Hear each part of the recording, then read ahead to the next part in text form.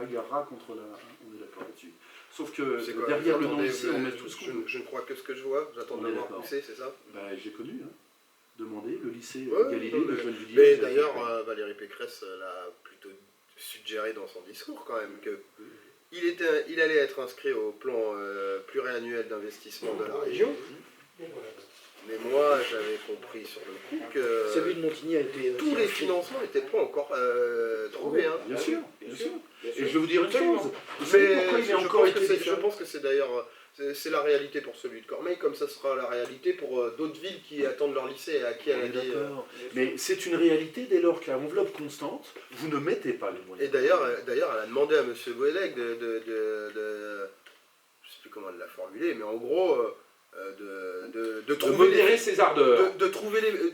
Elle n'a pas dit comme ça, c'était pas ça, Oui, mais ça c'était voulait dire ça. En gros, c'était de prendre une part active pour trouver les financements et tout ça, parce que c'était pas fait. Mais bon. Il y a le financement, et puis il y a les décisions de l'État. Si l'État débloque pas de poste, nous, c'est ce qui nous a bloqué à Montigny. Il était inscrit au PPI. Mais il n'a pas été pris. Après, c'était il y a quoi? Il y a 15 ans? Il y a 20 ans? Ah non. Quand Jean-Noël Carpentier est arrivé, il a pris un autre dossier. Il a pris un autre Ça ne dossier. veut pas dire que ça... Mais la population a encore augmenté depuis. Hein. Je veux dire, on est sur un secteur qui commence à être... je veux dire, les villes de Montigny, les villes de Cormeilles et de Herblay... Oui. Mais même Montigny. Même Montigny, oui. Et puis ensuite, vous savez quoi? Taverny. Pourquoi il vaut mieux attendre qu'il soit effectivement construit pour s'en réjouir? D'abord parce qu'on aura l'occasion de souligner la bagarre qui est celle des Cormeillais, des Frétois, des Igny-Montins, etc. sur ce lycée, pas la bagarre de Yannick Boélec. Parce que, je le dis en connaissance de cause, nous bagarrions sur ce nouveau lycée avec une réunion publique, d'ailleurs, je m'en souviens encore, sur Montigny, alors que M. Yannick Boélec n'était pas présent. Qu'il récupère, c'est son truc, c'est de la politique dont on ne veut plus. Moi, ce qui m'intéresse, c'est que tant que les murs ne sont pas montés, tant que dedans vous n'avez pas effectivement les capacités d'accueil des nouvelles populations et autres, eh bien, ce lycée, pour moi, n'est que du vent. Outre le fait qu'il y avait les scandales de la SGREC 92, souvenez-vous, Colombes, le lycée Brune, le lycée Galilée... Bon, en tout cas, tant que les murs ne sont pas montés et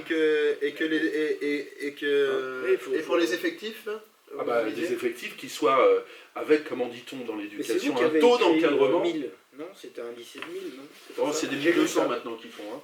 1000. Un lycée de 1000. C'était là. Ouais, à peu près. Alors, moi, j'ai pas fait l'article parce que je travaillais pas, mais j'y étais. J'ai pas fait l'article je sais pas si l'annonce Pécresse de Madame a dit, Pécresse. Non. Elle a pas Non. qualifié. Ça, moi, je l'ai fait quand j'ai fait un article il y a 2-3 mois en disant est-ce que Valérie Pécresse va tenir en gros son engagement, parce qu'elle avait fait sa pause fictive de Pierre, là. Oui.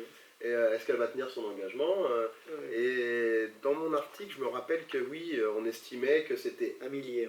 Environ 50 millions d'euros pour un lycée d'un millier d'élèves. Maintenant... C'est excessif. Hein, mais bon. Alors, tant que les murs ne sont pas montés, que les... Attendez, ce que je veux dire, encore une fois, je ne veux pas faire... comment dirait Yannick Boélec? Vous savez comment il nous appelle ceux qui voient le verre à moitié vide, à moitié plein? Non, on se réjouit du vote, sauf qu'on est loin de l'avoir.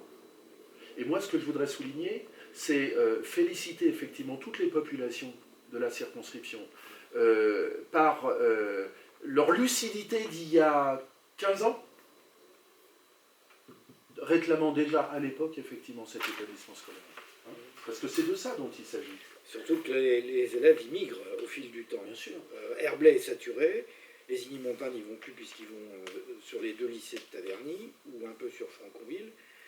Les collégiens de la Frette ont été ballottés entre Herblay, Cormeilles et Montigny. Maintenant, je crois qu'ils sont plutôt sur Herblay avec notamment le 3e ou 4e collège d'Herblay.